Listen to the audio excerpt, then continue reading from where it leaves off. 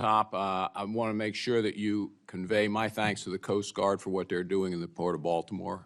Their response was tremendous. I mean, getting that port reopened is important. Obviously, it's a multi-agency effort. Coast Guard is playing a very important role, as well as the Army Corps of Engineers. So I want to convey my thanks. Thank you, Congressman. Now, I will do so. I'm going to ask you a question that has come up because the FBI director has testified before Congress that he wasn't certain whether or not there were undercover operatives, FBI operatives, working on January 6th in the crowd. But an undercover journalist with Sound Investigations released a video you may be aware of in the last 2 days of a CIA official, former FBI member, actually saying, yes, there were. So I'm going to ask you a simple question. Were there undercover officers or agents from the Department of Homeland Security or paid informants in the crowd on January 6th? Congressman, I don't know the answer to that question. I will follow up with you. Wow is all I can say. Was Ray Epps a paid informant? Congressman, I'm not familiar with those facts. I'd be very pleased to get them to you. Thank you very much. And is it the policy of the Department of Homeland Security, because I understand it is the policy of the FBI, to actually have undercover individuals at these events to kind of keep them in control, to allow people to peacefully exert their First Amendment rights while kind of, calling attention to people who might interfere with that? So is it the policy of the Department of Homeland Security to have undercover agents or officers or paid informants at events like that? Events like? Like a large protest somewhere. Where people attempt to exert their First Amendment rights. Congressman, that is not where we focus our Okay, but if you get the answers to me on the other one, I'd appreciate that about January 6th, whether or not you had agents there.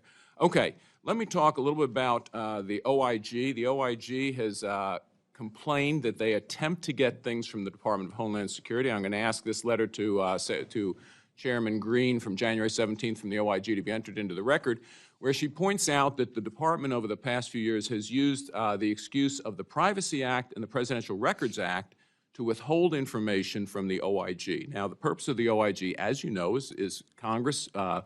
We think the OIGs are important to keep an eye on the individual departments, and we would hope that the departments would always cooperate with their OIGs, because otherwise it looks a little suspicious. So do you agree that the Privacy Act and the Presidential Records Act, in fact, do not affect the ability of the department to transfer information to the OIG?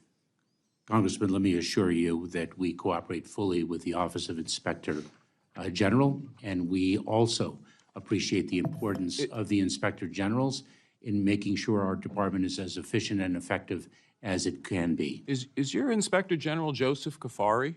Yes, he is. But in this letter, he says you're not cooperating. And so I'll enter in, Mr. Chairman, without objection, I'd like that entered into the record. Congressman, I respectfully disagree with the Inspector General. Well, that's why we have Inspector Generals, to actually keep an eye on the departments. And we expect when the department is doing something that they want to cover up, that they're not going to cooperate with the Inspector General. And then they're going to claim that they cooperate with the Inspector General. That's our cop on the beat. That's our cop on the beat, watching the cops on the beat. Okay? Congressman, assuredly, you are speaking of a department different than ours when you characterize that type of behavior. That's not what the letter kind of indicates. Anyway, the last thing I want to talk about in the last remaining minute is the effect of offshore wind on search and rescue missions for the Coast Guard, because this is an issue. We have an active port in Ocean City. We have a lot of commercial fishermen and private people who are worried that when they construct these huge offshore windmills off the coast of Maryland, that in fact Coast Guard search and rescue operations will be harmed. So I'm going to ask to enter into the record a U.S. Naval Institute study on offshore wind energy, a rising challenge to Coast Guard operations, that indicates the potential effects of these on search and rescue missions, clearly an important part of what the Coast Guard does, and clearly, preserving life and limb in the maritime environment should be one of the first things the government does before it expends huge amounts of money on offshore wind, a very expensive source of energy, but that's a discussion for a different agency. I also want to ask if you could follow up with the Coast Guard.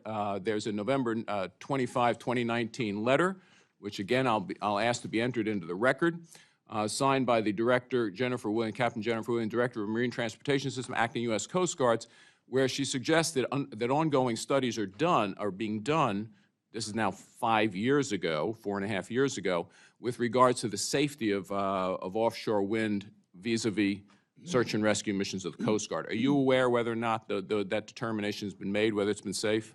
I'd be pleased to follow up with you, Congressman. Thank you very much. And again, I ask that be entered into the record. And I yield back. The objection in all